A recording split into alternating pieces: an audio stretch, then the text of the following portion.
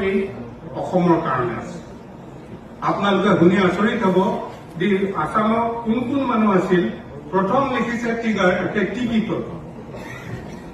Anglo section পিপলবোৰে Anglo section মানুহবোৰে যেতিয়া ইয়াত টি গাৰ্ডেন আৰম্ভ কৰিছে, ইয়াৰ মানুহে কাম নকৰাৰ কাৰণে তেওঁলোকে বাহিৰৰ পৰা মানুহ আনিছে। সেইকাৰণে টি পিপলক 1 নম্বৰ আছে।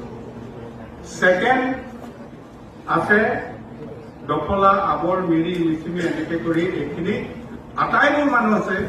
বামুণ, গোসাঁই, কোঁচ, কলিতা আটাইবোৰ আছে। বামুণটো দুবিধ লিখিছে, হিন্দু দুবিধ লিখিছে।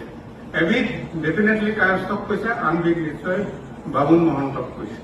তো তাৰ বাহিৰে আহোমৰ আছে 6 নম্বৰ।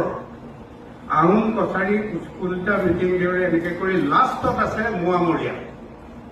মোৱামৰীয়া বুলি দিছে তেওঁলোকে। এই মোৱামৰীয়াক সৃষ্টি কৰা যিটো মটক জাতি, এই মটক জাতি বুলি কোৱা নাই, মোৱামৰীয়া বুলি কৈছে। মৰাণৰ কথা উল্লেখ নাই। Moran aboriginal. All Morans are Motok. যিমানবোৰ মৰাণ মানুহ অসমত আছে আটাইবোৰ মটক হৈছে, but all Motoks are not Moran. মটকত আহোম, কছাৰী, কোঁচ, কলিতা, মিচিং, দেউৰী আটাইবোৰ মানুহ আছে। সেইটো ধৰ্মীয় জাতি, সেইটো বেলেগ কথা। সেইকাৰণে মটক বুলি তাক কৈছে, মোৱামৰীয়া বুলি কৈছে। মৰাণৰ কথা উল্লেখ নাই। তেতিয়াহ'লে মই যোৱা 24 তাৰিখে মুখ্যমন্ত্ৰীক কৈছো যে এই চেঞ্চাছটোত যিখিনি মানুহ আছিল সেইখিনি মানুহে এবৰিজিনেল আছামিজ হয় নে নহয়? বোলে হয়। যে এই মানুহখিনিয়ে হিষ্ট্ৰীটো ক্ৰিয়েট কৰিছিল নে নাই? কৰিছিল। তেতিয়াহ'লে প্ৰটেকশ্যন এই মানুহখিনিক দিব লাগিব নালাগে? আৰু ইণ্ডিয়ান কনষ্টিটিউশ্যনত এক ব্যৱস্থা আছে নে নাই? বোলে আছে। তেতিয়াহ'লে পাৰ্লিয়ামেণ্টত সোধক, দিল্লীত সোধক যে স্পেচিয়েল হিষ্ট্ৰী ক্ৰিয়েট কৰা এই মানুহখিনি আজি এক্সটিংক্ট হবলৈ গৈ আছে, তেওঁলোকক প্ৰটেকশ্যন লাগে। আৰু এই মানুহখিনিকে 1872 এই মানুহখিনিকে এবৰিজিনেল আছামিজ বুলি লৈ অসমত 50% এছেম্বলি চিট ৰিজাৰ্ভ কৰি দিয়ক, অসমীয়া জাতি বাচি যাব। বন্ধুসকল, ইয়াৰ আটাইবোৰ ইলাইট মানুহ।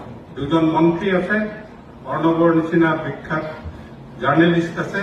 সমগ্ৰ ভাৰতবৰ্ষ নহয়, ইণ্টাৰনেশ্যনেলি নিজৰ মনৰ কথা কৈ আছে।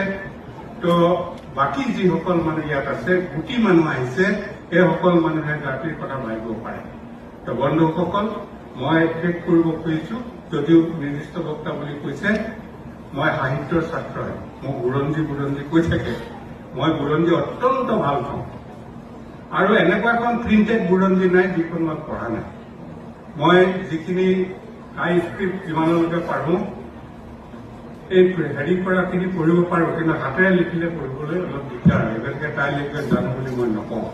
তো সাহিত্যৰ ছাত্ৰ হিচাপে মই সাহিত্যৰে শেষ কৰি যাম।